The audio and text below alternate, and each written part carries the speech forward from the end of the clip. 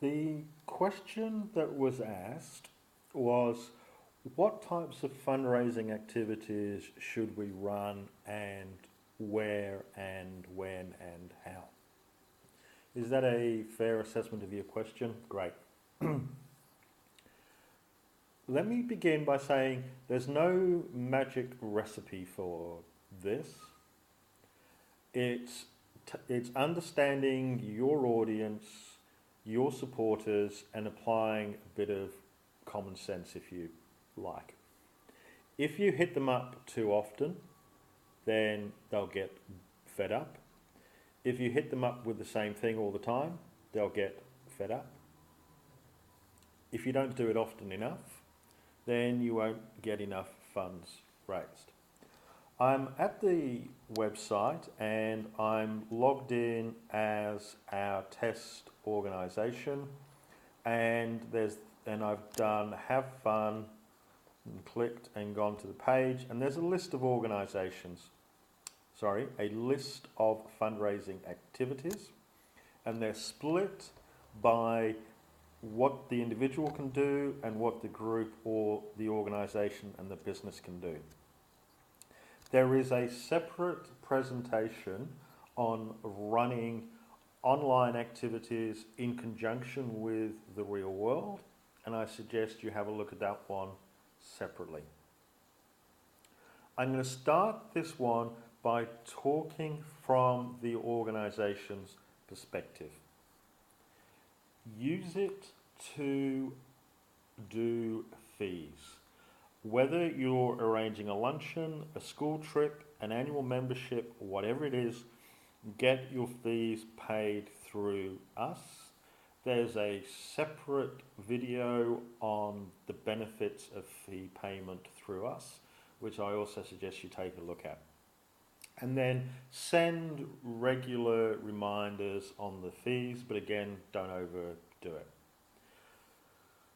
With your fundraising campaign, have an ongoing donation and send out regular reminders accordingly.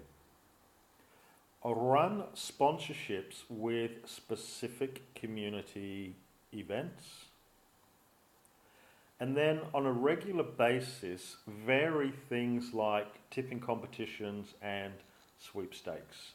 Do them on a regular cycle, on a rolling basis, tied back to things of interest in the community and tied back to specific events, like the fundraising luncheon, doing a sweepstake on which table is going to contribute the most and the least.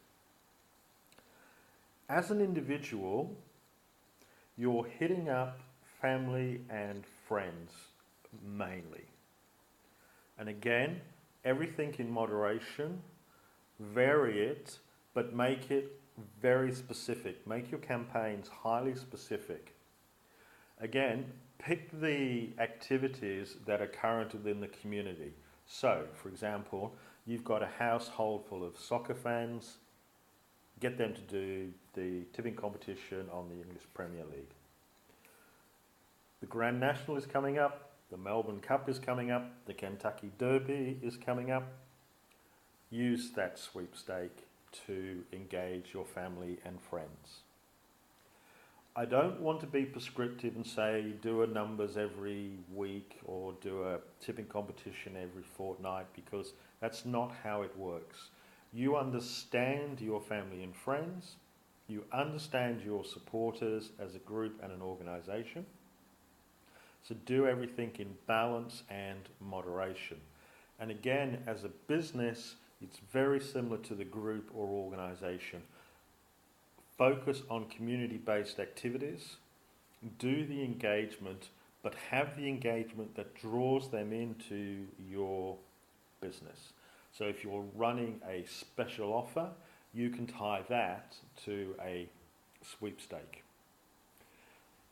Is there any questions around that? I don't want to, like I say, I don't want to be too prescriptive. Yes, raffles and prize draws. Raffles, small prizes, typically less than 5,000, run frequently, high turnover. prize draws, sale of tickets for major prizes run maybe once or twice a year. Again, send reminders regularly, do raffles on a regular basis, combine online and offline together to get the maximum effect. And there's the last one we didn't mention was the challenge. This is the one-to-one challenge. This is driven by individuals.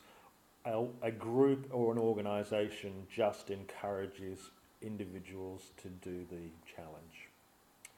Answer your question, and then going back to the original questioner, yes, over here. Cover that off. Great. Guys online, thank you.